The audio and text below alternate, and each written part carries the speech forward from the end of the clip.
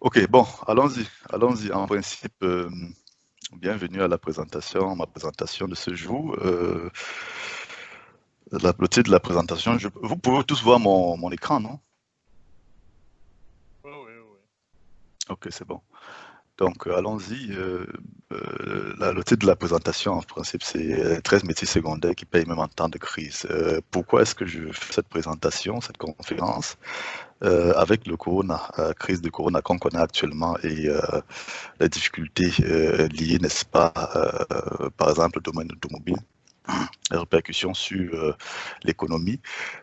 Beaucoup d'entre nous ont été impactés négativement, que ce soit en termes, n'est-ce pas, de travail partiel, quelquefois de chômage et autres. Donc, plusieurs personnes déjà sont venues vers moi et m'ont dit, mais qu'est-ce qu'on peut faire? Qu'est-ce qu'on peut faire en termes de boulot secondaire pour pouvoir essayer de rééquilibrer un peu euh, euh, euh, les entrées? Et vu que personnellement, je suis très intéressé à ce genre de trucs depuis beaucoup d'années déjà, je tiens à rappeler que j'ai fait ma première entreprise en 2014, donc je suis très intéressé au thème de l'entrepreneuriat.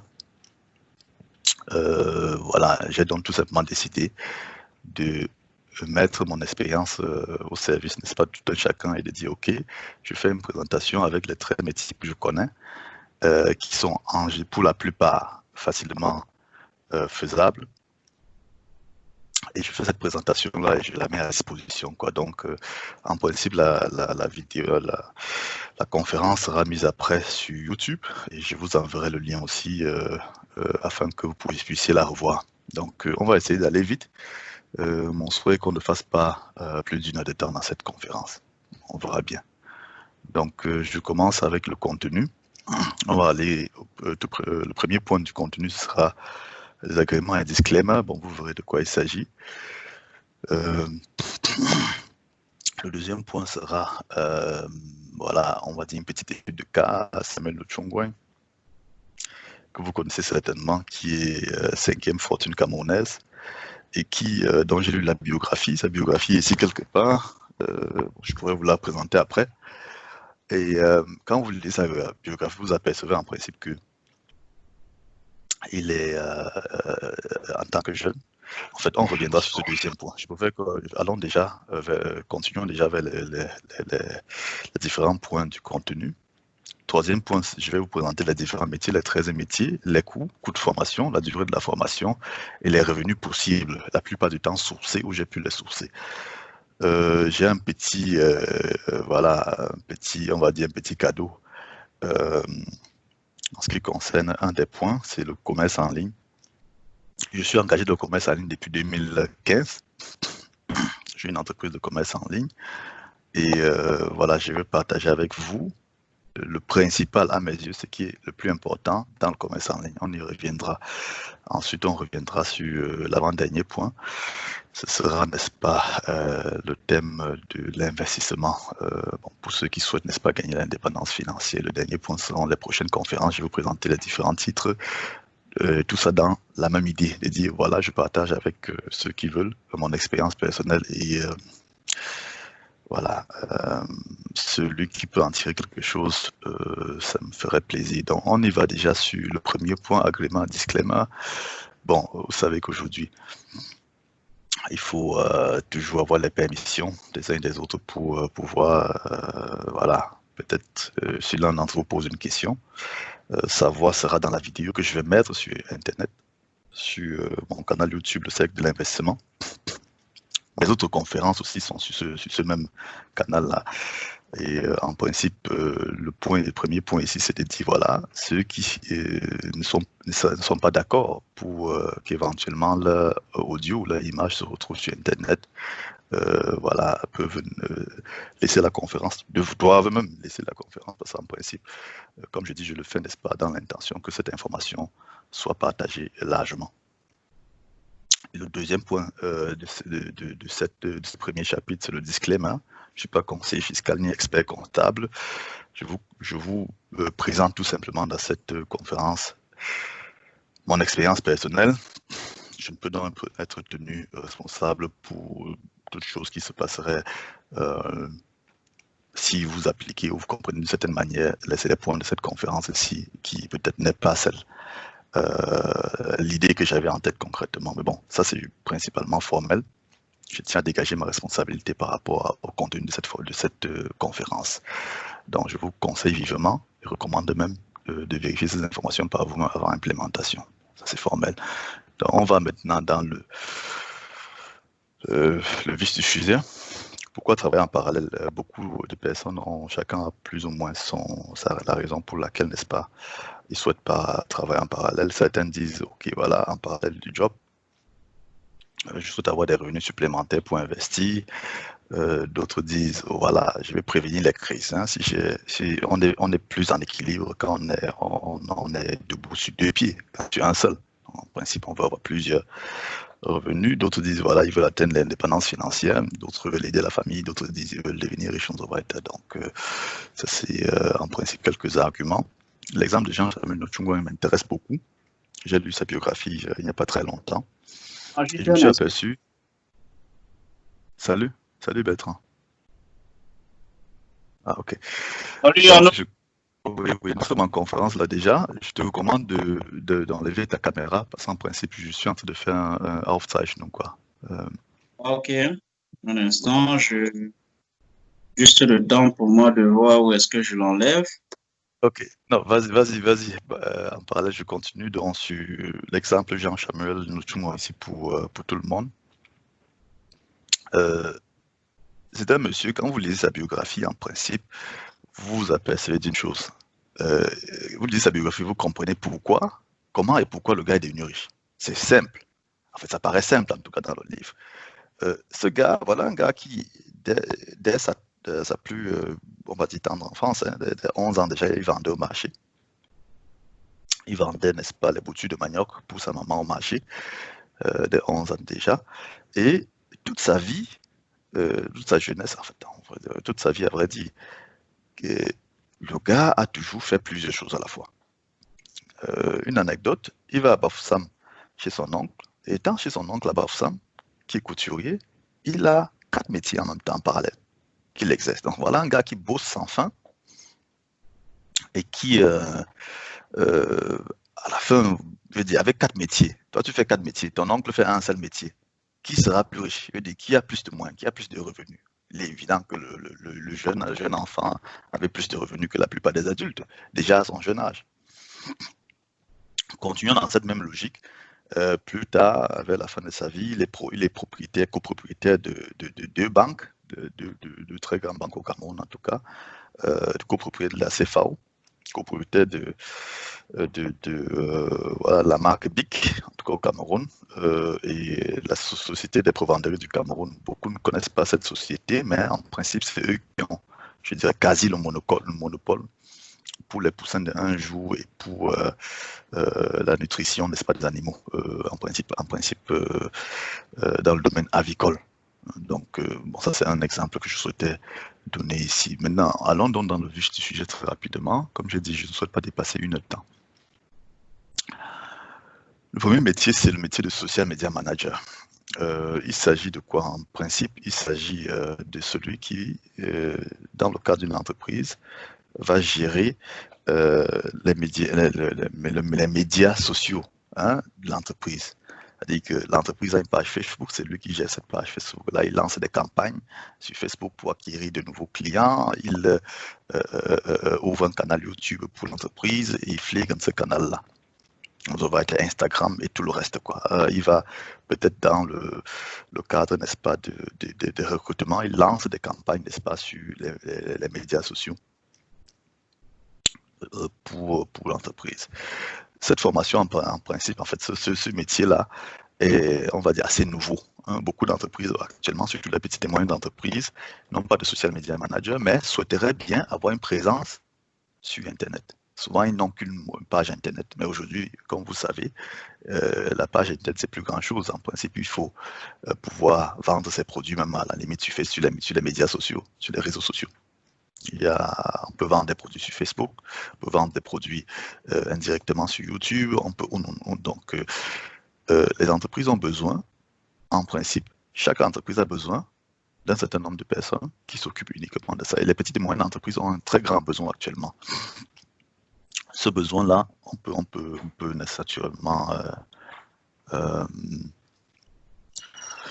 naturellement utiliser, bondir sur cette occasion. Un instant, je vous en prie.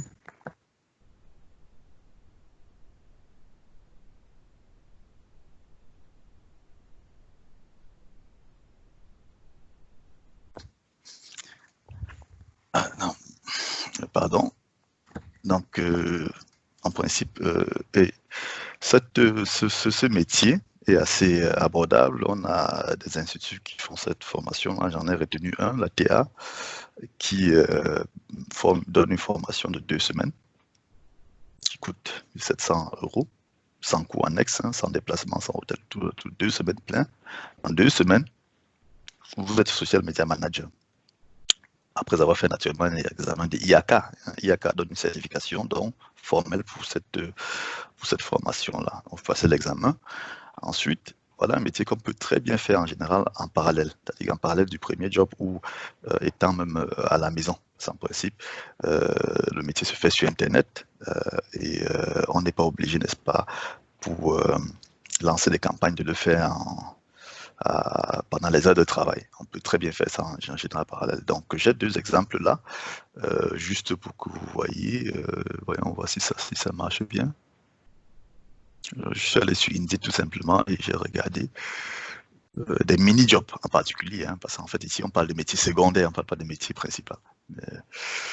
Et très rapidement j'ai trouvé un certain nombre de métiers. Il y en a qui payent plus ou moins, qui payent bien, il y en a où on vous donne des trucs 10-20 € là, comme vous voyez ici 2-3 000 €. Bon, c'est là quoi, c'est assez, même en temps partiel on peut bien s'en sortir en fait avec un métier comme celui-là. L'avantage, c'est quelque chose d'intéressant aussi, c'est qu'en principe, il y a peu de concurrents. Peu de gens sont formés dans le domaine, c'est assez nouveau. Et ceux qui sont formés sont souvent dans les grandes entreprises. Donc, quelqu'un peut vraiment, en faisant cette formation, avoir son job dans une petite et moyenne entreprise, vraiment en parallèle, vraiment flexible et autres, quoi. Donc, j'avais fait le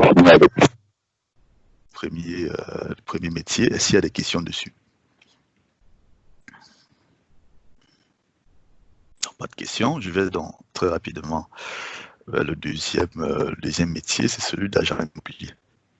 Marque là, en allemand.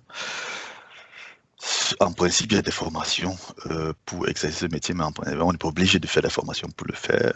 Je conseille toutefois de faire une formation dans le domaine si on veut exercer dans le domaine. En principe, qu'est-ce qu'ils font? On peut poser une question rapide là. Oui, vas-y. Pour les social media managers. Oui, vas-y.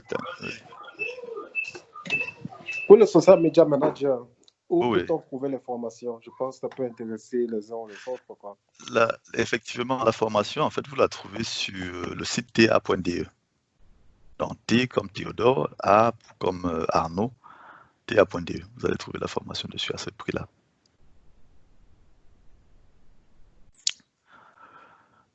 Tu pourras vraiment nous envoyer un peu le site internet au moment venu? Il n'y a pas de problème. Pas de problème. Pas de problème.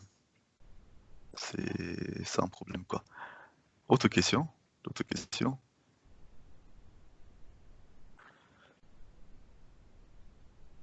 Ok, merci. Ok, donc je continue donc. Je continue avec le métier d'agent immobilier. En principe, ce qu'ils font souvent, c'est quoi? Les agents immobiliers, ils mettent des annonces sur Internet, et essayent d'avoir des gens qui ont besoin de vendre leur maison, récupèrent par là leurs clients et organisent donc des visites de maisons. Pour vous donner juste un exemple, la maison dans laquelle je suis, l'agent immobilier, lui, il ne s'est pas beaucoup gêné. Le jour où nous sommes venus visiter, il était assis à la cuisine dans la maison et il nous a dit, bon, allez, faites un tour dans la maison, si ça vous intéresse, vous revenez me voir. Nous sommes allés faire un tour, on est revenu, il a dit, voilà, on est intéressé, et il a dit, bon, voilà, je vais vous mettre sur la liste et on va voir, quoi. Pour ce travail-là, on lui a viré 13 000 €. Donc, en principe, vous faites 3 acquisitions par an et vous avez de quoi avoir un job en parallèle intéressant, quoi. Vous avez un job en parallèle intéressant, des revenus assez intéressants. Donc, c'est un métier aussi qu'on peut faire. Vous pouvez aussi vous documenter dans le domaine. Il y a de la documentation sur Internet, comment acquérir par exemple l'immobilier, comment bien faire son job en tant que macleur et tout le reste, quoi. Il y a une documentation pour ça, mais je souhaitais ici attirer votre attention sur ce métier qui me paraît assez, comme je dis, même la formation n'est pas vraiment obligatoire dans le domaine.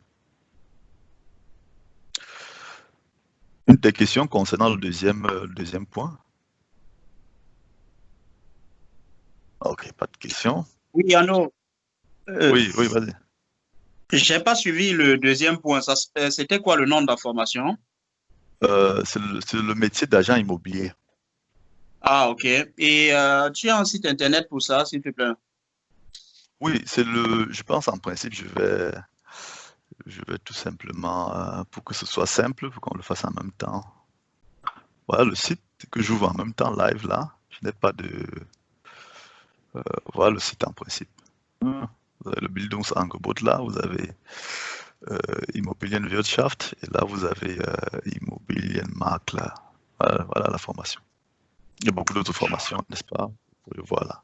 Je n'ai pas de contrat avec ces gars, hein, c'est juste bon. J'ai fait une formation moi-même chez eux. En 2019, ça m'a bien intéressé. Donc, ils ont beaucoup de formations, comme vous voyez là, qui sont certifiées IAK.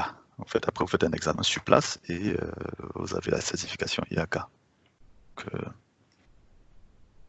Donc, je reviens donc sur les métiers. Donc, le métier d'agent immobilier, est-ce qu'il y a des questions dessus? Voilà, pas de questions, je vais directement au troisième point. Le troisième point, ça aussi très à l'immobilier, c'est le métier de gérant d'immeuble, Hausverwalter. Pour ce métier aussi, en principe, on n'a pas besoin de formation en tant que tel. Hein. Vous faites un enregistrement au service compétent de l'État. Il vous envoie une facture qui va jusqu'à 1300. Et voilà, vous avez le droit donc d'exercer. Naturellement, ils veulent voir votre casier judiciaire, ils veulent voir que vos impôts sont à jour. Et c'est tout, si vous donne l'autorisation. Mais je conseille très vivement à celui qui veut faire ce métier de faire une formation. Hein. Par exemple, sur le site TA que je vous ai montré, là aussi d'autres sites, vous allez voir des formations en ce sens, quoi, on forme dans le domaine. L'avantage de ce business, c'est que c'est un business stable, que vous pouvez bien faire en parallèle, parce qu'en fait, le Hausverwalter, c'est pas celui qui va, c'est pas le Hausmeister, c'est le Hausverwalter. Donc, ses principales tâches, c'est de gérer les parties communes d'un immeuble, il gère les réparations, c'est-à-dire que si une porte se gâte, une porte centrale, il appelle un handwerker, il lui dit, bon, va regarder la porte là, tu me dis combien il faut, et tu me donnes un Angebot, une offre, n'est-ce pas, pour la réparation de la porte.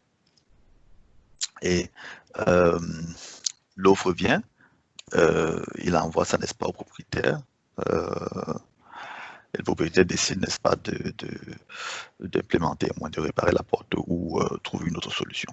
Voilà, c'est ça. Et bon, souvent ces gars-là ont une secrétaire, peut-être une secrétaire qui prend les appels, hein, tout. Et le Hausverwalter aussi, c'est celui qui invite pour les rencontres de propriétaires. Vous savez, quand il y a un immeuble, déjà de plus de, je crois, trois appartements, plus de 3 appartements avec plusieurs personnes, hein, plusieurs appartements appartenant à différentes personnes, l'État vous oblige à prendre un Hausverwalter. C'est une obligation. Et ce Hausverwalter là donc gère les rencontres propriétaires qui doivent avoir lieu une fois par an. Donc c'est ça en principe, en gros quelques tâches qu'il fait. Comme je dis, ce qui est la partie, n'est-ce pas, facile, hein, la partie intéressante du métier, c'est que c'est assez stable. Donc quand vous avez des clients, en général, ils ne veulent pas trop se gêner à changer. Si vous avez un prix acceptable, ce qui est en fait la partie difficile du métier, c'est que c'est difficile à mettre en place. Il y a beaucoup de paperasse et beaucoup de normes à respecter quand vous êtes Hausverwalter ou gérant d'immeuble. Mais une fois que vous avez la formation qui passe, vous pouvez vous mettre à acquérir. Si vous acquérez tout un bâtiment avec, je sais pas moi, 30 appartements, que chaque appartement vous donne 30 €, vous voyez ce que ça peut faire. C'est un petit job. Quelqu'un peut décider tout simplement de faire ça en parallèle de son job déjà principal. Des questions concernant ce job-ci?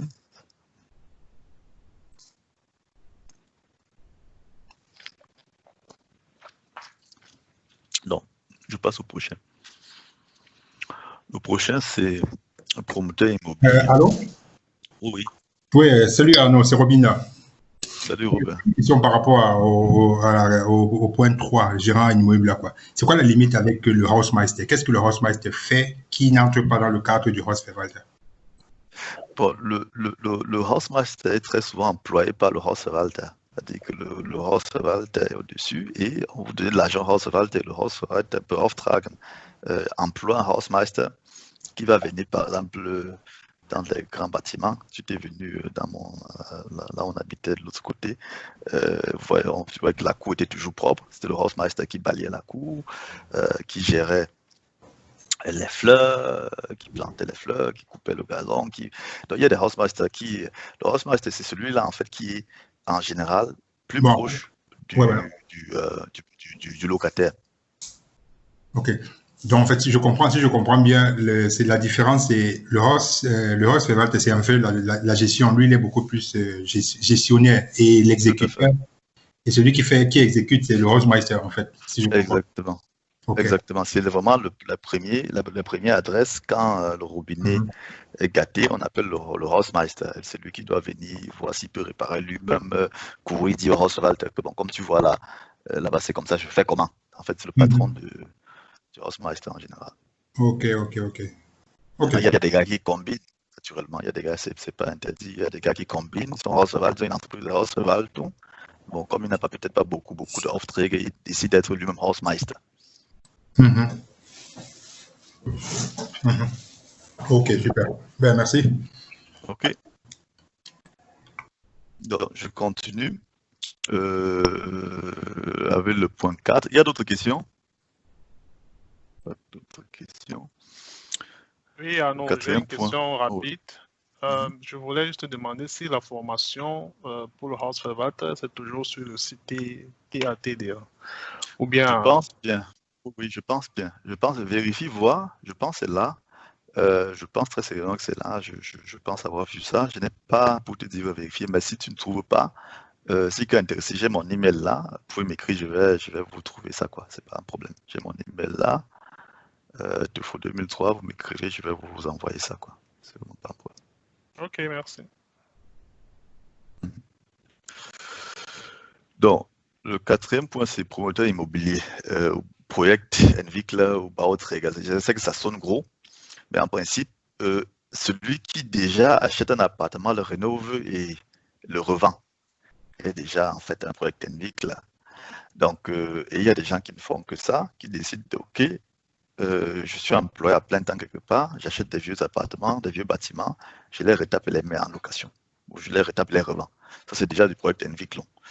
Et en principe, c'est quelque chose qui est assez, on va dire, qu'on peut faire vraiment en parallèle. Tu fais un investissement immobilier et tu décides tout simplement de dire, OK, dès que je trouve un vieux bâtiment, en fait, je prends un cas vraiment concret. Un employé peut décider de dire, OK, il va chez 10 marques là, agent immobilier, il a dit, bon voilà, je veux un immeuble, trouve-moi un immeuble dans telle région qui satisfait à tel critère, qui sera en dessous du prix du marché pour une quelconque raison. Peut-être parce que c'est vieux, peut-être parce que ça a été négligé. Et si tu trouves ça, appelle-moi, je vais vérifier et ensuite acheter l'immeuble. Entre-temps, il va continuer avec ses occupations. Dès que l'agent immobilier trouve un bâtiment correspondant, il appelle, lui dit, bon voilà, j'ai trouvé quelque chose pour ça, l'employé, en fait, l'individu va donc vérifier. Va voir l'état de l'immeuble et décide tout simplement d'appeler un architecte expérimenté, lui dit, bon voilà, vérifie-moi cet immeuble-ci. Ou un expert en bâtiment, dit, bon, vérifie-moi la substance de l'immeuble, et si elle est bonne, dis-le-moi. l'architecte ou l'expert en bâtiment vient, il vérifie la qualité de l'immeuble, que la substance n'est pas attaquée. Et ensuite, le même individu décide tout simplement de dire à l'architecte, voilà, je t'emploie, n'est-ce pas, comme une fois qu'il a acheté naturellement le bâtiment, il dit, bon, si la substance est bonne, j'achète le bâtiment, et une fois que j'aurai acheté le bâtiment, je fais un prêt en banque aussi en même temps. Pendant que j'achète le bâtiment, je fais un prêt en même temps. Et avec ce prêt-là, toi, architecte, tu seras le Bauleiter de tous les travaux sur le bâtiment. Donc, l'architecte, c'est ça son travail. Il cherche des handwerker, donc des entreprises, n'est-ce pas, qui vont faire les différentes tâches dans le bâtiment.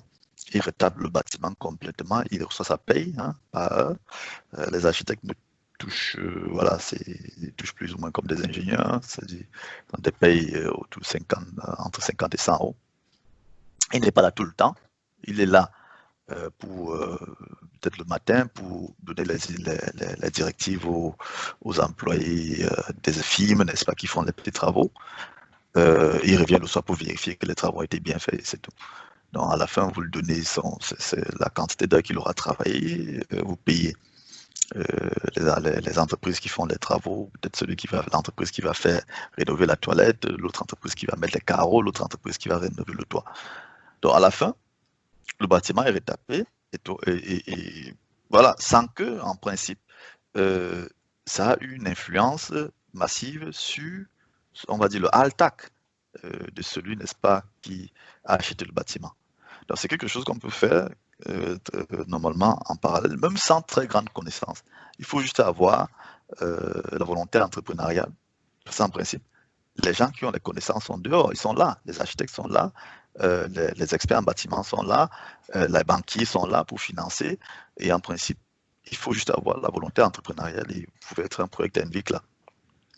Et ceux qui vont plus loin et qui font des projets beaucoup plus grands que rénover juste un bâtiment et le mettre en location, rénover un bâtiment et le revendre, ceux qui vont plus loin et qui font des projets vraiment plus costauds, en général, ils ont leurs marges sont à partir de 10%. Vous imaginez bien que si quelqu'un fait un promoteur immobilier, fait un projet d'1 million d'euros et a une marge de 10-12%, vous voyez que ce que ça fait, c'est des sommes, n'est-ce pas, non négligeables. Pardon. Donc, j'ai une source ici où vous allez voir ça. Il y a un Bauträger là qui explique pas son métier et tout quoi. Donc, j'ai le lien là. Voilà, vous pourrez aussi avoir ce lien là si vous voulez. Bon, je ne vais pas cliquer sur la vidéo maintenant. Voilà. La source est là. Des questions concernant le point ci. Désolé d'interrompre, j'ai une question par rapport à ce dernier point. Est-ce que ce côté entrepreneurial nécessite une formation? Parce que je me dis c'est juste un projet d'investissement. Il faudrait avoir peut-être juste un bon portfolio et un gros carnet d'adresses aussi. Est-ce que ça nécessite vraiment une formation spécifique ou bien n'importe qui théoriquement peut se lancer dedans? En principe, n'importe qui peut se lancer là. Il y a par contre une autorisation de l'État.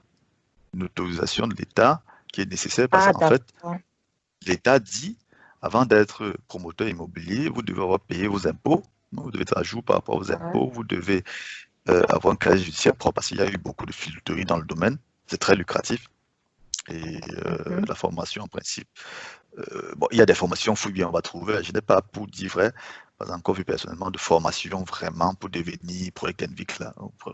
Je pense qu'il n'y en a pas. C'est des entrepreneurs qui décident tout simplement d'être entrepreneurs. Mais il n'y a pas de formation en principe. Mais il faut une autorisation. D'autres questions? Donc, je finis avec les observations. Le métier, quand ça marche, est très lucratif. Il y a de très gros risques dans le domaine. En fait, c'est des sommes énormes qui sont en jeu en général. Voilà, si ça ne marche pas, on peut se retrouver ruiné, tout simplement. Je pense que le véritable problème, c'est qu'il faut comme un agent commercial. Parce que les impôts, tout le monde les paye, du moins c'est aux travailleurs.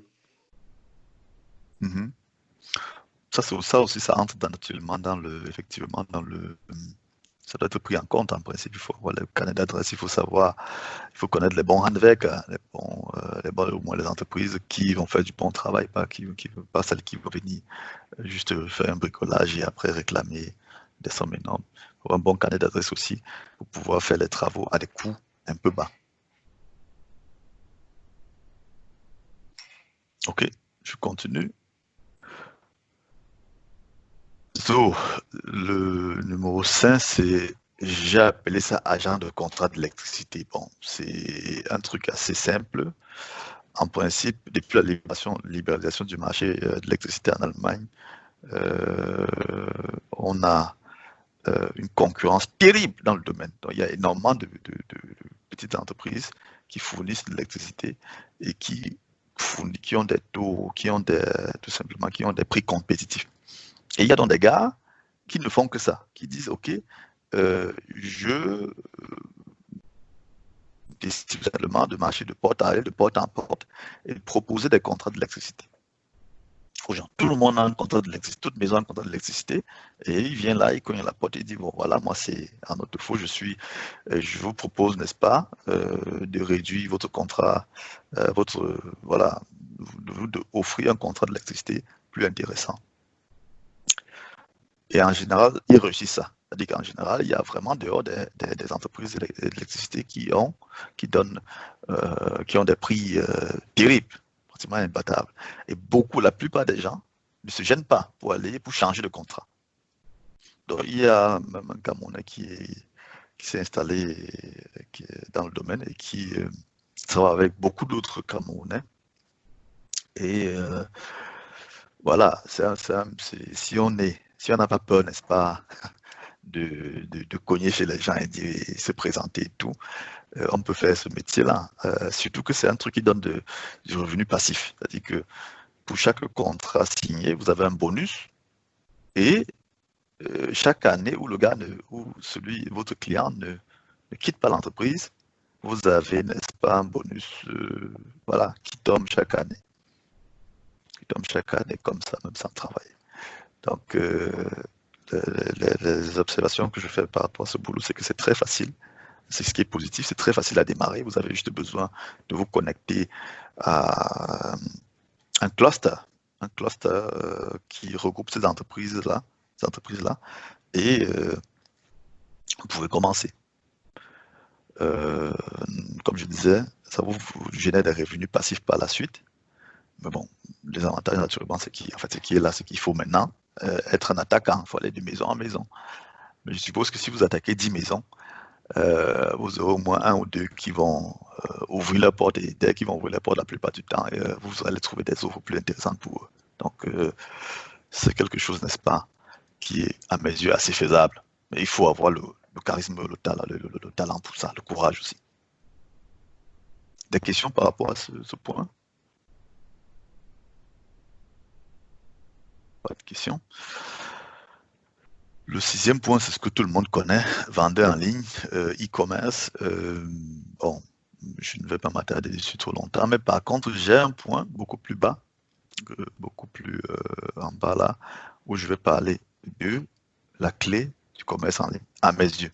Comme je vous disais en introduction, je fais le commerce en ligne depuis 5 années, donc je vais vous présenter, pour moi, ce qui est la clé dans le domaine.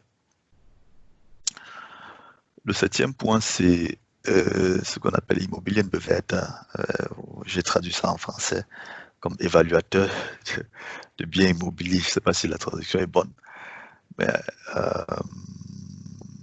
en principe, je crois que j'ai fait une petite erreur là. Il ne place pas des crédits de financement bancaire pour immobilier, ça c'est le prochain. Bon, en principe, je me limite, n'est-ce pas, au titre ici, désolé pour la faute là. L'évaluateur de biens immobiliers, c'est une formation aussi que vous allez voir sur TA, le site TA.de là. C'est une semaine de formation. Et contrairement à ce qu'on peut penser quand on voit la formation, cette formation-là, pratiquement tout le monde peut la faire. Donc même celui qui n'a pas une base, on va dire une base scientifique, de faire cette formation-là. En une semaine, vous apprenez à déterminer la valeur d'un immobilier. Donc la formation coûte dans l'ordre de 1500, 1700 € pour une semaine. Vous faites un examen et vous êtes certifié IAK. Faites un mythe là. Les revenus dans le domaine, en général, quand vous faites une consultation, c'est pas moins de 1000 € en général. Pas moins de 1000 €. Donc, vous faites une formation d'une semaine et que vous payez à 1700. Et quand vous finissez la formation, si vous allez sur le marché, vous faites une consultation, vous avez 1000 € ou plus. Maintenant, juste pour vous donner une petite anecdote, un cas concret, quand nous montions à la recherche de maison, on a cherché à avoir un immobilier BVT. On a appelé, je suis dans la zone Francfort, et nous avons appelé, mon épouse et moi, nous avons appelé plusieurs immobiliers BVT dans le coin, et tous nous donnaient des rendez-vous dans au lieu de 3 semaines. Parce qu'ils étaient pleins, tous pleins. On n'a eu aucun qui était capable de nous dire dans 3 jours je viens. Aucun. Ils sont pleins. Donc, naturellement, il y a la formation que, ça c'est important aussi de dire ça, la formation que vous allez voir sur TA qui dure une semaine, c'est une formation assez basique. Mais ça vous certifie quand même, vous avez un certificat IAK qui dit que vous êtes capable de faire. C'est une formation assez basique. Il y a des formations beaucoup plus approfondies qui vont sur voilà, des périodes allant de 6 mois à 1 an, qui sont beaucoup plus approfondies. Là, vous êtes vraiment fit dans le domaine. Et c'est des formations qu'on peut vraiment faire en parallèle parce que ceux qui sont intéressés peuvent me voir, je donne les adresses. Il y a des instituts qui sont adaptés, qui font les cours en week-end. Vous faites les cours en week-end ou des cours en bloc. Vous faites 2 semaines de cours. Ensuite, vous faites encore 3 mois. Vous faites les cours à la maison. Ensuite, vous revenez, vous faites 1 semaine de cours. Après, vous faites un examen final. Donc, comme je dis, il ne faut pas de base scientifique pour faire ça. Des questions par rapport à ce point? Ok, pas de questions. Je vais au point numéro 8. Le point numéro 8, c'est agent d'assurance. Faisons ce mythe-là.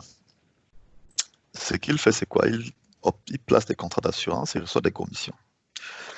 Ici, c'est aussi, ce métier aussi en principe assez simple. Chacun d'entre nous a au moins 2, voire même beaucoup plus de contrats, au moins 2 contrats d'assurance. Tout ce que celui-là fait, il s'enrichit chez un cluster qui regroupe un certain nombre d'entreprises qui proposent des assurances derrière, et il vient tout simplement vous voir et vous dit ok, je peux optimiser tous vos contrats d'assurance.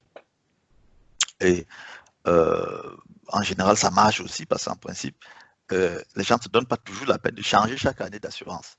Ce qui fait que dès que cet agent d'assurance a un client qui est prêt à travailler avec lui, en général, il réussit à lui baisser les prix, les coûts, n'est-ce pas, les coûts de ces assurances. Bon, maintenant, concernant les revenus, nous allons sur la formation déjà avant de parler de l'argent. La formation, en principe, vous avez des formations libres que vous pouvez faire en self-learning. Vous asseyez, si vous avez suffisamment de volonté, vous asseyez à la maison, vous envoie des documents et vous vous mettez à lire les documents, Ensuite, vous allez dans un centre spécialisé IAK, vous faites un examen qui va vous coûter moins de 500 €.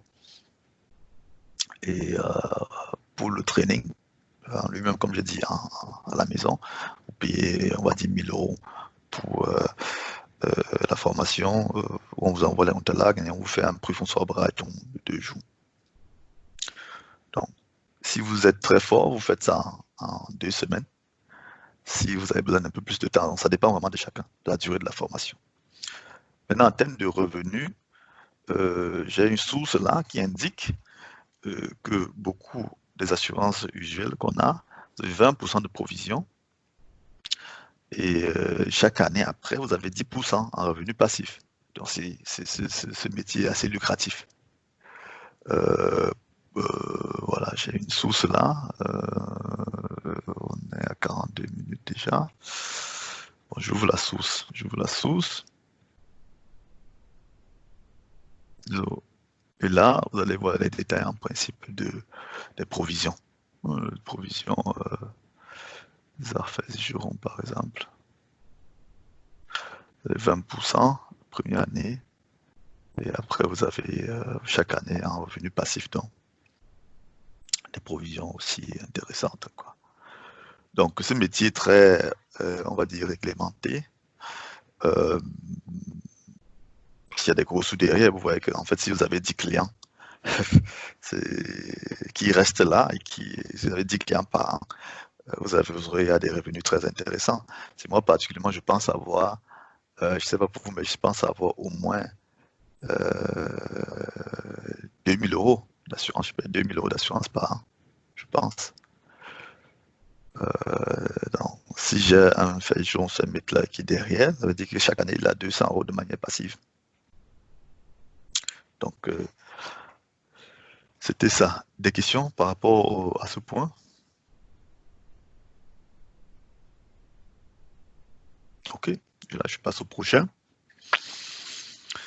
Le prochain, c'est agent de financement immobilier. C'est un peu similaire à celui au point numéro 8 en termes de formation, en termes d'enregistrement à l'État, parce que pour tous ces métiers, pour le métier 8 et 9, il faut avoir une autorisation de l'État. L'État vous prend en général pas mal d'argent aussi pour vous donner l'autorisation et vérifier naturellement que vous n'avez pas de problème avec le casier judiciaire et que vous n'avez pas d'arrêt d'impôt. Et la formation pour devenir agent de financement immobilier, c'est plus ou moins similaire à celle d'avant. Il y a des centres qui vous envoient le document à la maison, vous apprenez et vous allez passer votre examen. Une fois que vous avez l'examen IACA, vous allez voir l'État et vous dites voilà, j'ai passé l'examen IACA, je vais être enregistré comme agent de placement immobilier. Ensuite, vous allez voir un cluster qui a beaucoup de banques derrière et qui va vous donner une entrée, en fait, un sous-gang à la plateforme, avec laquelle vous pourrez donc comparer les différentes banques. Vous avez des clients qui vont vouloir des financements, vous allez comparer les différentes banques derrière. Et si vous avez quelqu'un qui passe dans un contrat, en fait, signe un contrat, prend un crédit immobilier, les revenus en général sont pas mal aussi, de 1 à 2,5% de la somme totale du crédit. Si vous avez 5 clients par an, vous pouvez vous imaginer donc ce que ça fait. J'ai une source là aussi par rapport aux revenus, mais bon, je ne vais pas l'ouvrir, quoi. Si quelqu'un est intéressé par rapport à ce métier, il n'a qu'à m'écrire un petit email là, je vais lui donner toutes les données nécessaires. Des questions par rapport à ce point? Ok, là je passe au prochain. Le prochain point, c'est agent de placement financier. C'est différent, ce métier aussi différent des autres. Parce que celui-ci, lui, place les produits d'investissement. Il place les fonds en particulier, les fonds actifs, fonds passifs, fonds ouverts, fonds fermés. C'est principalement ces trucs-là qu'il place. Il place les investissements. La formation, c'est plus ou moins similaire à celle d'avant. Il faut aussi une autorisation naturellement de l'État. L'autorisation de l'État ne peut vous être donnée qu'une fois que vous avez passé l'examen IACA. Donc, en général, en termes de revenus, si vous tombez sur un millionnaire qui vous donne chaque année 100 000 € à investir, vous prenez 6% de la somme en provision. Donc, c'est ça. C'est l'un des rares métiers, en principe, où je ne connais pas de Camerounais qui est actif dans le domaine, jusqu'à présent.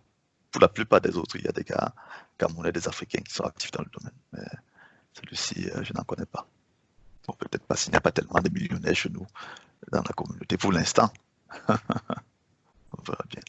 Des questions par rapport à ce point?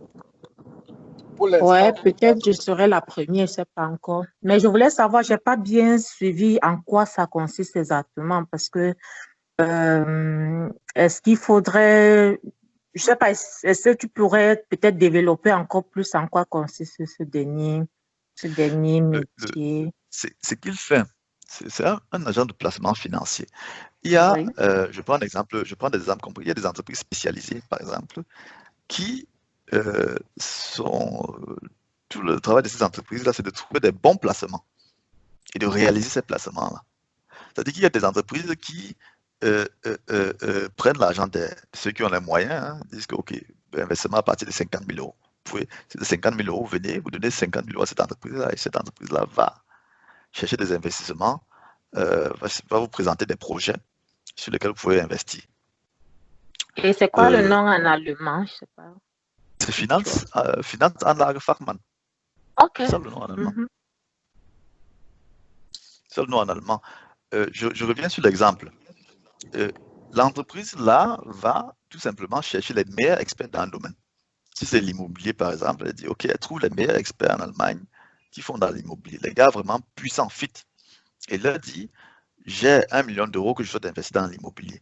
Trouvez-moi les projets avec lesquels que vous pouvez réaliser avec ces 1 million, ces 10 millions d'euros. Et les experts vont réaliser des projets et le bénéfice va donc à celui qui a placé, n'est-ce pas, l'argent. Hein? Maintenant, le Finanzanlagefachmann, c'est celui qui a eu lieu entre les différentes entreprises qui font ce genre de placement et les gens privés, comme nous. Hein? C'est un tanguy, si tu as 1 million d'euros et que je suis Finanzanlagefachmann, tu me dis, bon, voilà 100 000 euros sur les 1 million que j'ai de fortune. Essaye de placer ça à des taux d'intérêt peut-être de 6%. Dis ça. Même comme actuellement, les banques ne donnent pas d'intérêt, il n'y a pas de Zinsen chez les banques actuellement quand vous placez votre argent. Mais les riches continuent d'avoir des Zinsen intéressants, d'avoir des dividendes intéressants, très intéressants, grâce, n'est-ce pas, à ces experts-là. Je ne sais pas si vraiment l'explication a permis un éclaircissement. Oui, ce qui est très intéressant, c'est que c'est même pas présent fiche, quoi. Les gens qui ont toujours pas voulu, par exemple, travailler au Cameroun, qui rêvent toujours rentrer, peuvent faire cette formation, rester ici pour la première année, et quand il émerge, il fait juste une chambre ici, quoi. Il rentre au Cameroun travailler. Par exemple, quelqu'un peut investir par ces entreprises-là qui donnent des dividendes assez intéressants. J'ai vu encore une autre qui donnait des dividendes de l'ordre de 7% actuellement. Voilà, quelqu'un peut, s'il a les moyens, il investit et après il rentre au Cameroun et vit des dividendes, n'est-ce pas, qu'il aura, que ces entreprises vont travailler pour lui. Tout à fait. Souvent, on a vu que tout se passe beaucoup plus par Internet. Et il y a les appels maintenant gratuits. Il y a des programmes comme FreeCall, tu appelles les fixes anonymes gratuitement, tout ça, quoi. Donc, il faut une bonne connexion et après, le coût devient plus réduit en Afrique qu'en Europe. Et ce qui fait que les bénéfices sont énormes, quoi. Moi, je vais un peu de ce côté-là.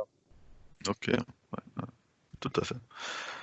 Raoul, je peux intervenir juste un petit instant là par rapport à ce dernier point-là. Si je ne me trompe pas, Arnaud, corrige-moi.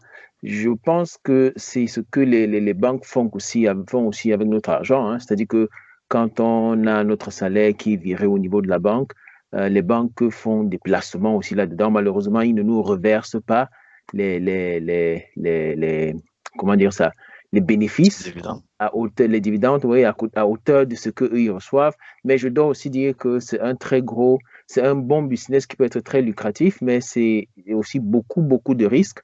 Je peux partager en 30 secondes mon expérience. J'ai eu vent d'une plateforme, là, d'un système qu'ils appellent ici Forex, Foreign Exchange, et je me suis un peu comme ça intéressé à la chose, je me suis inscrit et je suis un peu comme ça des cours là-dessus.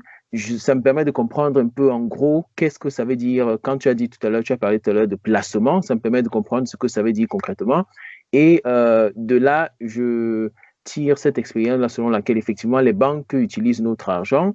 Mais comme tu as dit, il y a beaucoup d'autres entreprises qui peuvent nous contacter, ou alors si on a de l'argent investi, ils font des placements et tout ça. Ça peut ramener beaucoup de revenus, comme ça peut être très risquant. Du coup, voilà, il faut voir le bon côté de la chose, mais il faut aussi se dire, c'est bien comme métier, mais c'est aussi beaucoup de risques. Et pour quelqu'un qui veut le faire directement, il doit s'apprêter à travailler au quotidien et à suivre les placements qu'il va faire, quels sont les bons produits. C'est toute une étude, quoi. Tout à fait. Oui, et monsieur Tchoufalga dit au début, au début de son exposé, quoi. Oui, en effet, je ne fais que renchérir ce qu'il a dit, quoi. Exactement. Ok, d'autres questions? La dame qui a posé, la sœur qui a posé la question par rapport à Finance and Farman, là, j'explique encore plus de quoi il s'agit avec plus d'exemples, ou alors elle a compris en principe. Ou ma réponse était satisfaisante. Non, ça va en gros, j'ai compris. Je pourrais aussi faire d'autres recherches supplémentaires dessus, merci. Ok. Donc, le 11e point, allons sur le 11e métier, ce qu'on appelle Bausachverständiger. En français, ça s'appelle expert en technique du bâtiment. En principe, une des activités que cet expert exerce, c'est contrôler la conformité d'un bâtiment aux normes de construction. Donc, si j'ai par exemple un portrait qui construit une maison pour moi, j'appelle cet expert Bausachverständiger qui vient contrôler que les normes sont bonnes, que la qualité des matériaux choisis est bonne, ou moins conformément au contrat, ce genre de trucs. Donc, c'est l'expert du bâtiment qui contrôle la conformité, mais aussi cet expert-là, n'est-ce pas, qui peut conseiller en général aussi, quand il s'agit de faire des rénovations, il peut aussi contrôler, n'est-ce pas, la qualité de la rénovation qui a été faite, ce genre de trucs.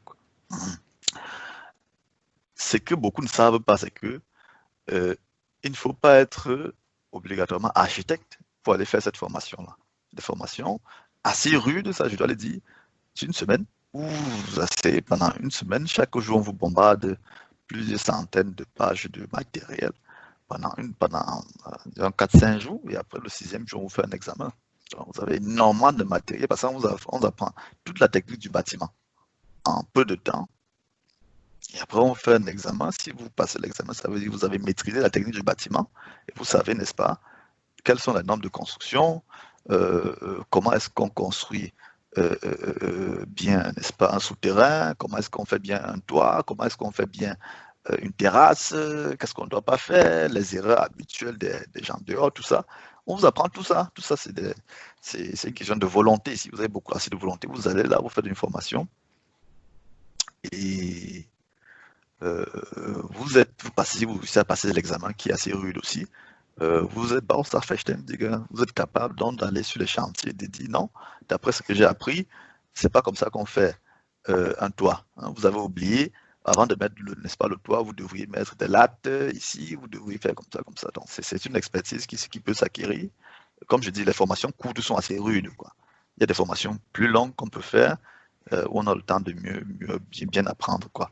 Mais en principe, tout individu qui a une formation, qui a un bac, on va dire, comme base, peut se lancer dans une formation comme celle-là.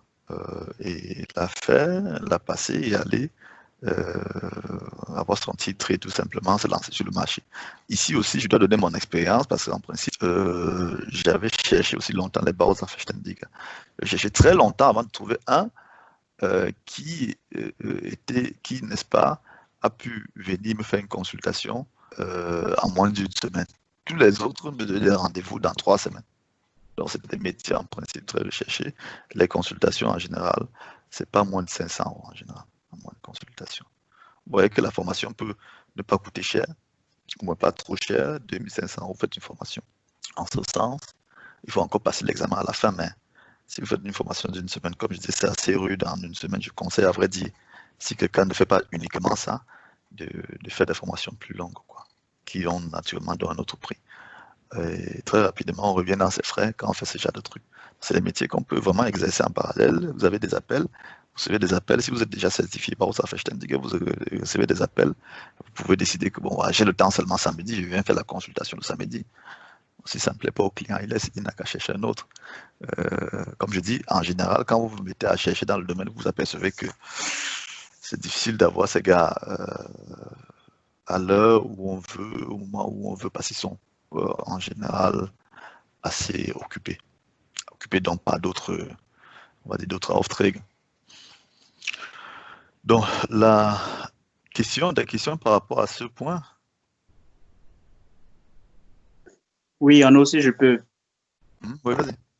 Est-ce que les prestations, au final, en fin d'année, est-ce qu'on doit retourner voir un steuerberater ou bien c'est quelque chose qui se paye pas? Bon, en principe, en Allemagne, tout revenu qui dépasse 400 € doit être par an, 400 € par an doit être déclaré et on doit payer les impôts dessus. C'est le principe. Donc, si tu connais faire toi-même tes impôts, parce qu'en principe, quelqu'un peut se former un peu dans le domaine, enregistrer une petite entreprise et faire les consultations, recevoir l'argent et à la fin de l'année, sa déclaration d'impôt sans avoir besoin d'un steuerberater. Mais bon, celui qui ne s'y connaît pas naturellement, il faut aller voir un steuerberater très clairement. Très clairement. Donc, ok, si merci, monsieur Tufak, je dois quitter. Non, pas de problème. Okay. Très bientôt. Ok. Donc, d'autres questions. Je ne sais pas, j'ai répondu à la question. Oui, c'est bon. Ok. D'autres questions? Ok, bon, je continue là. Le point numéro 12, c'est l'expert en dégâts de bâtiment. Donc ça, c'est l'expert. En général, ceux qui font cette formation d'expert en dégâts de bâtiment sont d'abord à la base, ont d'abord fait la formation numéro 11 et viennent faire la formation 12 en supplément. La formation aussi ne dure pas longtemps. Dans l'institut que je connais, en tout cas, ne dure pas longtemps. Vous faites une semaine, vous payez 2500 €, on vous pompe plein de matériel. À la fin, vous faites l'examen. Si vous passez, vous êtes certifié par l'institut en question et vous exercez. Donc, c'est les gars qui font les expertises, n'est-ce pas? Par exemple, pour quand il y a une moisissure, la moisissure apparaît dans une maison en location, le locataire dit que non, c'est pas moi. Le propriétaire du bâtiment, de l'appartement, dit que non, tu n'as pas bien ouvert les fenêtres, tu n'as pas bien gelüftet. Il fallait bien lufter. Donc, on appelle l'expert, donc, Bauschaden-Sachverständiger, qui vient donc dire, expert en dégâts de bâtiment, il vient donc et il fait une expertise et il dit, voilà, qui a tort? Est-ce que la substance du bâtiment était déjà telle que la moisissure était inévitable? Ou alors, c'est parce que le locataire n'a pas bien pris soin de l'appartement. Et c'est cet expert-là donc qui vient et qui fait cette constatation-là. Comme je dis, la formation, vous avez vos 2500 €, vous faites la formation, si vous passez, c'est bon, vous exercez. Et ces gars aussi sont très occupés. Donc, voilà. Mais je conseille vraiment ces formations dans le bâtiment à ceux qui ont quand même une passion pour le bâtiment. Si vous n'avez pas de passion pour le bâtiment, je crois que ça ne sera pas facile. Des questions par rapport à ce point? Donc, je crois qu'on est bien dans le temps là. Le troisième et la dernière formation, dernier métier, c'est l'expert en optimisation énergétique des bâtiments, ce qu'on appelle Energieberater. Lui conseille sur les mesures à prendre pour réduire la consommation énergétique d'un bâtiment. Il conseille aussi sur les subventions que l'État propose en ce sens. L'État allemand subventionne énormément actuellement l'optimisation énergétique des bâtiments. La formation va en général de 6 mois à 1 an. Il faut être ingénieur à la base, comme prérequis, ingénieur soit en électrotechnique, soit en machine bauer, construction mécanique, soit en architecture, soit en génie civil, je crois que c'est génie civil, les trucs, oui, exactement. C'est les prérequis. Vous allez faire la formation. La formation en général ne coûte pas trop cher, 2000 €. Il y a des instituts naturellement qui prennent beaucoup plus, mais ceux que je connais sont à peu près à ce niveau. Et ce qui est intéressant, c'est que comme l'État subventionne, vos consultations sont prises en subventionnées à 80% par l'État. C'est un peu ça. Des questions par rapport à ce point? Bon, là, j'en ai fini avec les points de la formation en elle-même. On va donc sur l'exclusivité. Le petit bonus que j'ai ajouté à cette présentation, c'est la clé du commerce en ligne. Il y a une problématique que beaucoup ne connaissent pas. Ceux qui ne se sont pas encore lancés dans le commerce en ligne ne connaissent pas la problématique des coûts annexes. Quand vous vendez un article sur des plateformes qui aujourd'hui monopolisent le marché de la vente en ligne, comme eBay ou Amazon, Quand vous vendez un article, par exemple, à 5 €, vous avez les coûts, à peu près ces coûts que j'ai listés là. Donc, si ça passe par PayPal, en général, sur eBay, par exemple, ça passe par PayPal, vous avez des frais de 50 centimes, pratiquement, pour un article 5 €. Donc, 10% va déjà à PayPal. Pardon, vous avez des frais d'eBay même, qui, sur la page d'eBay, par exemple, vous allez voir, et Amazon, c'est similaire, ils ont des coûts, sur la page, ils indiquent avoir des coûts allant de 9 à 13%, commission qui coupe là, vous avez des frais minimum de 32 € mensuels. Vous avez des coûts d'emballage, naturellement, il ne faut pas que l'emballage ressemble à n'importe quoi. C'est un emballage professionnel, ça a un coût. Vous avez des frais de poste, naturellement. Par exemple, pour un paquet de 500 grammes et d'1 cm d'épaisseur, la poste, Deutsche Post vous prend 1,55 €. Sauf, bon, en général, vous pouvez décider, n'est-ce pas, de faire payer le frais à l'acheteur. Bon, les plateformes aujourd'hui vous poussent plutôt à introduire les frais de poste dans le prix de vente. Il est en poste. S'il vous plaît, celui qui vient d'entrer là, priez de muter le microphone. Voilà, c'est bon, merci. Si vous achetez donc l'article vous-même 1 €, pour le vendre à 5 €. Si vous achetez l'article vous-même à ce prix, alors vous avez un coût total de 4 €. Et vous faites moins d'1 € de bénéfice dans ce cas, pour un article vendu à 5 €. Donc, ce que beaucoup ne savent pas, c'est qu'en principe, il y a énormément de coûts annexes qui viennent s'ajouter. Donc, ces frais sont fixes. C'est-à-dire que les frais, n'est-ce pas, de PayPal sont fixes, les frais de eBay sont fixes, l'emballage, c'est des frais fixes, les frais de la poste, c'est fixe. Donc, le seul endroit où vous pouvez jouer, c'est le prix d'achat. Donc, si vous n'avez pas un bon fournisseur, vous avez déjà perdu. Et c'est ça que beaucoup ne savent pas. Donc, aujourd'hui, ce qui est vraiment, si quelqu'un retient ça déjà, je sais que le commerce en ligne est très, beaucoup de personnes, c'est un business très intéressant. Beaucoup de gens sont se lancer dans le domaine. Beaucoup, à ma connaissance. Et ce qui est important vraiment à comprendre, cardinal, c'est il vous faut trouver un fournisseur qui livre une bonne qualité, une qualité acceptable, à un prix très bas. Ça, c'est la clé. Si vous n'avez pas ça, vous ne pouvez pas faire le commerce en ligne. Pour moi, c'est clair. En fait, je crois que ça, c'est une démonstration que je vous fais là. Avec cette démonstration, je pense que chacun a voulu me voir que si vous n'avez pas un fournisseur qui vous fournit des prix très bas, vous ne pouvez pas vous en sortir, c'est impossible. Surtout que la concurrence est déjà rude, en fait, sur les plateformes. Bon. Maintenant, la véritable problématique du commerce en ligne, donc, c'est de trouver le fournisseur. Si vous trouvez, à moins que vous fassiez fabriquer le produit vous-même, si vous fabriquez le produit vous-même, c'est autre chose. Mais si vous fabriquez le produit, vous trouvez un bon fournisseur qui donne, comme je disais, un prix très bas et une qualité acceptable. Donc, maintenant, ce que j'ai recensé ici, grâce à mon expérience, un certain nombre de sources de moyens de trouver un fournisseur moins cher que moi-même j'ai testé pour, par exemple, le premier point. Il faut trouver, ça c'est vraiment le point le plus intéressant. Si vous réussissez à trouver l'entreprise qui livre, n'est-ce pas, le supermarché ou la grande surface, vous avez gagné. Supposons que quelqu'un veuille vendre les vêtements. Si la qualité de H&M, par exemple, est acceptable pour la personne, si vous réussissez à trouver l'entreprise chinoise ou coréenne ou vietnamienne ou du Bangladesh qui fournit H&M, vous avez gagné.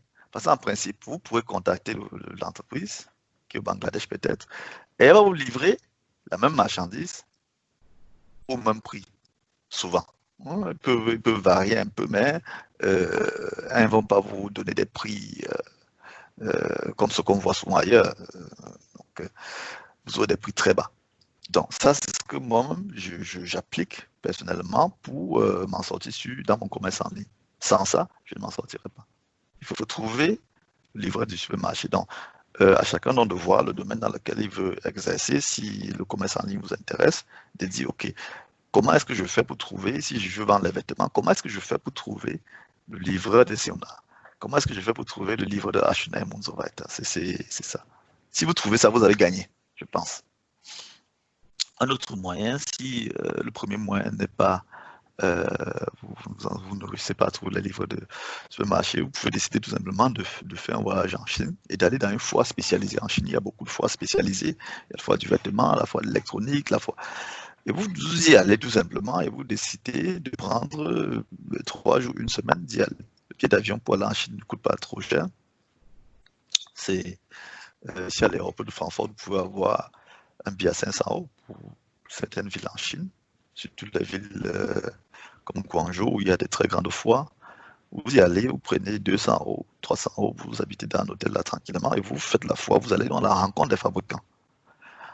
Très souvent sur les plateformes qu'on connaît, ce n'est pas les fabricants qui sont là, mais c'est les revendeurs. Donc vous avez déjà un fabricant qui est derrière, qui souvent même n'est pas sur les plateformes qu'on connaît où on achète en gros. Mais si vous réussissez à aller directement voir les fabricants, vous aurez aussi des prix très bas. Comme je dis, la problématique du commerce en ligne, c'est trouver le gars qui va vous vendre la marchandise de base à un prix bas. Troisième conseil que je donne en ce sens, c'est de chercher, d'aller par exemple vers les nouveaux pays émergents, comme le Vietnam, le Bangladesh, parce qu'en principe, ces pays asiatiques, là, beaucoup de pays asiatiques comme le Bangladesh par exemple, bénéficient souvent des usines des entreprises chinoises ou des autres grandes entreprises. Et ces usines-là, puisque le coût du travail là est très très moins cher, sont capables de produire à des prix très concurrentiels aussi. Donc, vous pouvez y aller, contacter l'ambassade du Vietnam et de dire, OK, quelles sont les foires que vous avez au Vietnam? Présentez-moi. Toute ambassade a un service économique. Vous contactez le responsable du service économique, lui dites, voilà, présentez-moi toutes les foires, n'est-ce pas, où je peux trouver des fournisseurs vietnamiens dans le domaine, dans tel ou tel domaine. Il va vous présenter ça. Et c'est ce qu'ils font, hein. Le service économique de l'ambassade, ça fait partie de leur job. Ils vous envoient les noms des foires, quand ça se passe et tout le reste. Prenez votre visa, vous investissez 2 000 €. C'est à peu près le prix des formations que j'ai présentées avant. Vous prenez votre billet d'avion, vous allez au Vietnam, vous faites 1 semaine. Ça ne devrait pas dépasser en général les 2 000 € là. Vous revenez ayant visité les usines, beaucoup d'usines dans un domaine. Vous avez des bonnes adresses et vous savez, OK, vous avez les adresses, vous pouvez faire vos commandes et les placer ici en ligne. Là, vous aurez des prix intéressants en général. Le dernier conseil, c'est quelque chose que je n'ai pas expérimenté moi-même pour dire vrai, c'est de trouver les représentants des fabricants chinois ou d'autres pays. Chinois, c'est un exemple ici, en Allemagne. Les grands fabricants chinois ont tous des représentants ici. Tous. Et il faut trouver ces représentants-là. Ces représentants, vous allez les voir et vous pourrez donc faire vous pourrez, n'est-ce pas, discuter carte sur table et voilà, négocier un prix, faire venir la marchandise et la placer donc en ligne. Bon, ça c'est les clés, n'est-ce pas, que moi j'ai recensées par mon expérience, comme j'ai dit, et ce que je connais pour s'en sortir dans le domaine. Des questions par rapport à ce point?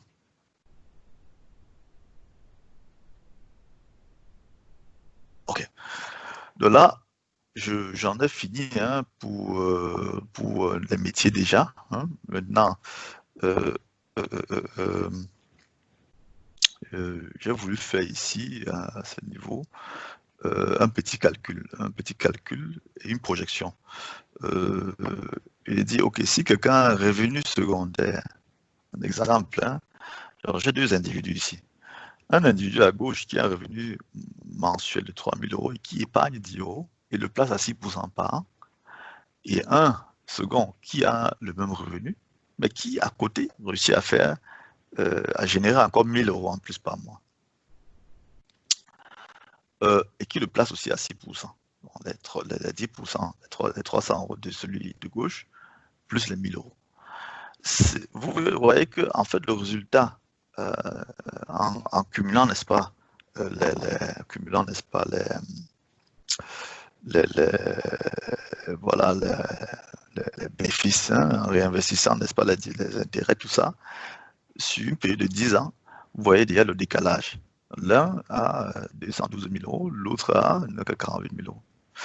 Sur 20 ans, vous voyez une différence terrible. Et sur 20 ans, n'est-ce pas, celui de droite qui a exercé un métier à côté et qui lui a permis de générer 1 000 euros en plus, lui, il peut déjà aller en retraite anticipée, s'il a commencé tôt. Ça, en fait, à 600 000 euros, si vous avez réussi à avoir un placement de 10 euros par mois, ce qui existe, vous avez déjà 4 900 euros par mois. Ce que celui qui est à gauche ne peut pas faire. Il va devoir certainement continuer de travailler jusqu'à la retraite normale. Donc, ça, c'est vraiment cette projection-là que je voulais vous donner aussi. Vous voyez bien l'effet que ça peut avoir, n'est-ce pas, sur le long terme. Là, j'en ai fini avec la présentation en elle-même. Des questions en général.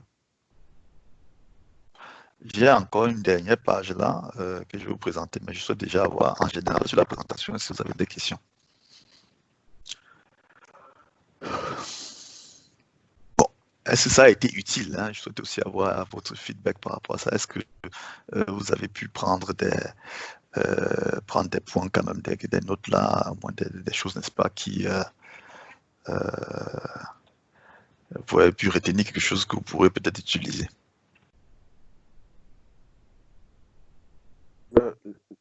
Là, il faut te répondre de vive voix ou alors il y a une page où il faut envoyer des messages. Non, si quelqu'un peut... Oui, non, je n'ai pas de... Je vais mettre, n'est-ce pas, la présentation plus tard sur le cercle des investisseurs, la page que j'ai créée en ce sens, où je vais mettre les présentations, les conférences passées que j'ai eu à faire, parce que j'ai eu à en faire avant, et les conférences futures que je vais vous présenter tout à l'heure. Mais déjà, cette présentation-ci, est-ce que vous avez... Ça a été au moins... Vous avez pu amener quelque chose? Ben, disons que je parle pour moi, pas pour tout le groupe. Ça a été plus qu'utile, plus qu'intéressant, hein, de voir tous se concentrer comme ça de métiers qu'on pourrait aisément faire parallèlement. Naturellement, j'imagine hein, que ce n'est pas tous les métiers qu'il y a sur le marché, il y en a bien d'autres, mais c'est déjà vraiment utile d'avoir un aperçu général comme ça. Et de pouvoir se faire une idée, quoi. Ça permet tout de même de mener une réflexion, de développer certains aspects et ça ouvre les yeux de toutes les façons. Moi, particulièrement, j'ai retenu le social media manager, l'agent immobilier, le House Verwalter et le Project Entwickler, ainsi que l'agent d'assurance. Ça, c'est des choses qui m'ont vraiment intéressé. Au-delà, bien entendu, de la question des placements sur laquelle je suis intervenu tout à l'heure. Et voilà. Donc, du coup, merci déjà pour ma part et je laisse la parole aux autres, quoi. Ok. Quelqu'un d'autre? Oui, Arnaud, vraiment très intéressant. Merci pour la présentation. Moi, le point qui m'a le plus interpellé, c'est le social manager.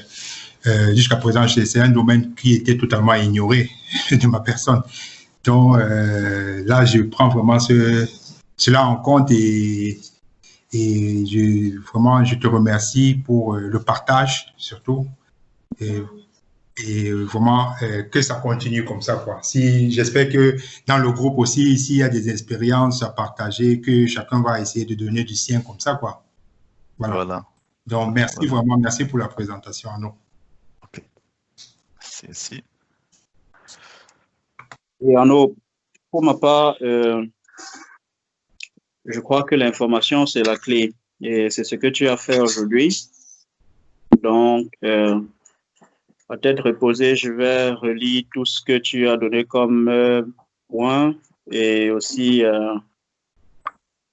chercher exactement où m'intéresser. Donc, je ne peux que te dire merci pour le message, pour les infos, quoi. Okay. On passe au-dessus de certaines choses sans trop savoir parce qu'on n'a aucune idée de comment commencer. Donc, ça a été l'occasion pour moi de découvrir au moins par où commencer, quoi. Merci bien. Okay. Ok. Oui, donc, monsieur Arnaud, je voudrais dire merci encore pour tout le concentré d'informations que tu as eu à partager avec nous ce soir. Très intéressant.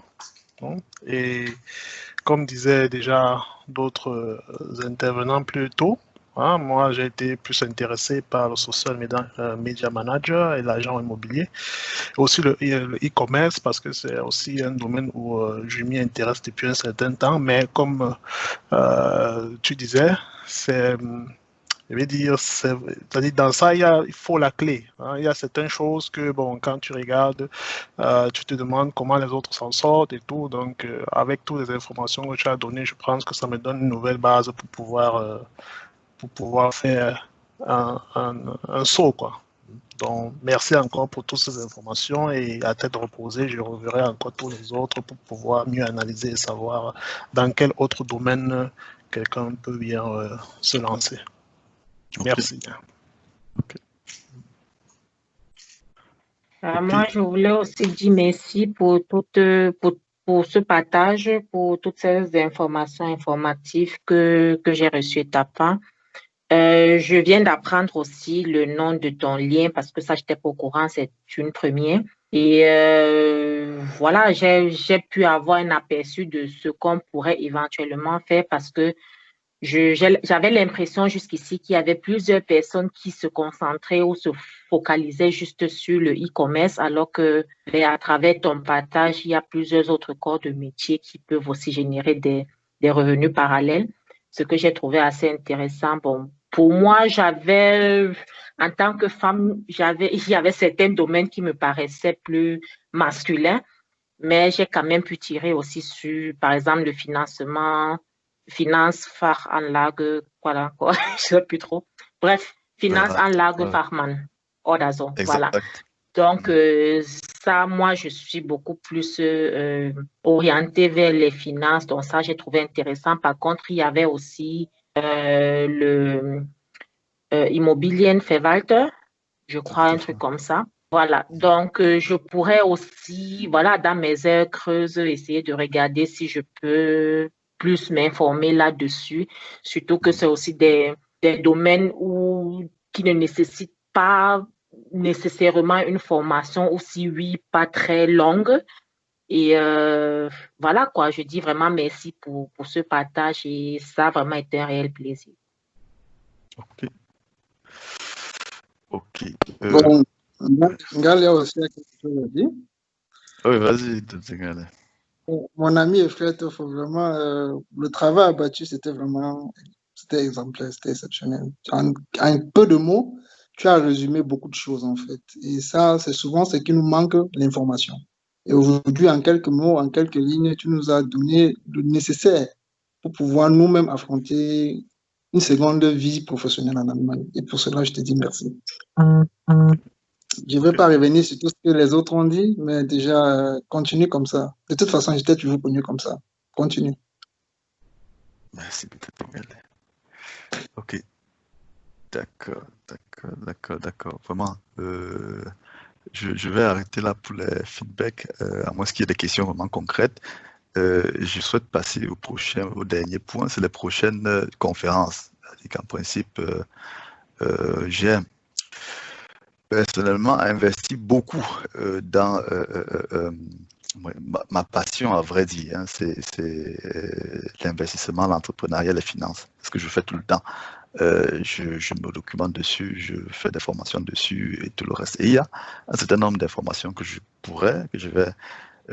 en tout cas, j'ai décidé de partager avec vous et avec d'autres aussi dans les prochaines semaines. J'ai recensé aussi, c'est ça les prochaines conférences, j'ai recensé aussi un certain nombre d'erreurs financières que nous faisons. Et je vais tout simplement recenser ça, un peu comme aujourd'hui, et vous le présenter à ceux qui pourront être là la semaine prochaine. C'est déjà la semaine prochaine, oui. La semaine prochaine à la même heure. Et voilà. Voilà. Donc, c'est ça. le prochain point est quelque peu provocateur. Peut-on utiliser les impôts pour payer ses vacances? Ça, c'est un point intéressant.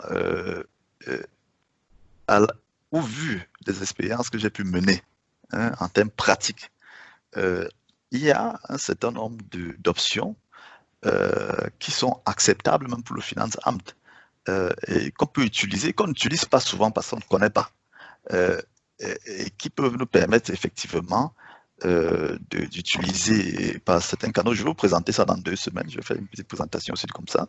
Et on va regarder cette question de plus près. On va essayer de répondre à la question ensemble. Est-ce qu'il est possible, n'est-ce pas, d'utiliser les impôts pour payer ses vacances? C'est-à-dire que vous payez chaque mois, je ne sais pas moi, 1 000 € de lunch à l'État. Et est-ce que vous pouvez récupérer une partie de ces impôts-là, utiliser une partie de ces impôts pour financer, ou au moins en partie vos vacances? Donc, on va faire ça dans 2 semaines. Le prochain point, la prochaine présentation, ce sera donc un peu plus tard, le 15, à peu près dans 1 mois.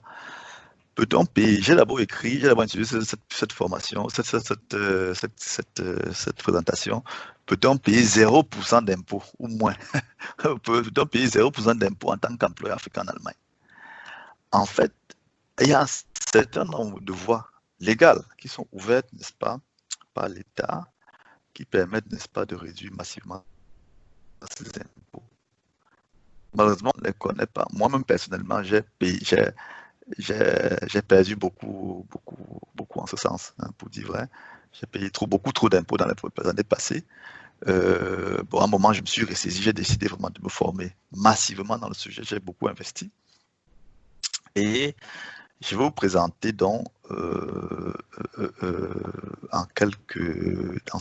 cette conférence-là ce que j'ai appris, l'expérience pratique que j'ai eue et les moyens, n'est-ce pas, légaux pour pouvoir s'en sortir naturellement. Ce que je vous donne, c'est les infos brutes. À la fin, l'implémentation, vous devrez toujours la faire avec votre conseiller fiscal et votre expert comptable. Le dernier point, c'est un point un peu provocateur. Peut-on être africain? J'ai oublié d'écrire là. Peut-on être africain jeune et millionnaire en Europe? Ça, c'est une question, c'est un peu provocateur d'écrire là millionnaire. Mais qu'est-ce que ça signifie être millionnaire, d'abord?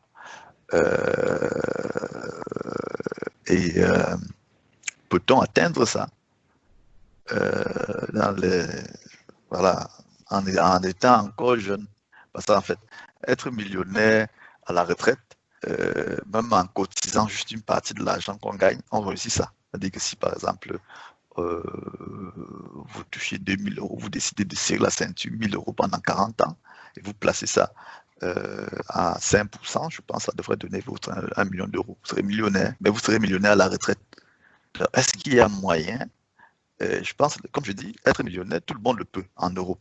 En Europe, en tout cas. Si vous travaillez toute votre vie, vous avez 40 ans de travail, vous placez 1 000 € à 5%, je pense que ça devrait donner autour d'1 million d'euros, voire plus. Ça, c'est atteignable par tout le monde. Est-ce qu'on peut faire ça étant encore jeune? Ça, c'est ce que je vais vous présenter dans 1 mois et demi, à peu près.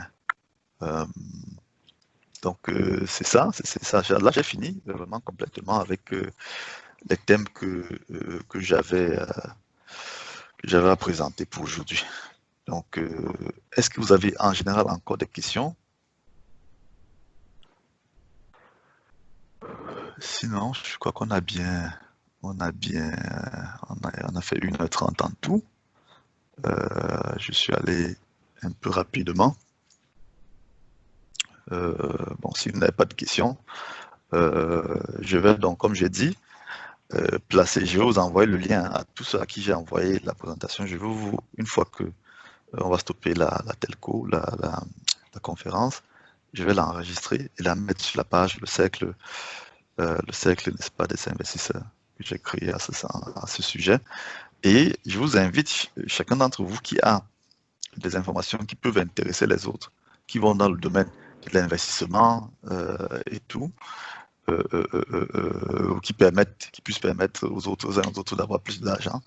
Je vous demande vraiment aussi de faire une présentation comme celle-ci, de nous inviter et peut-être de partager ça aussi sur le cercle des investisseurs, la page que j'ai ouverte est dédié aux investissements et au sujet de l'argent en général.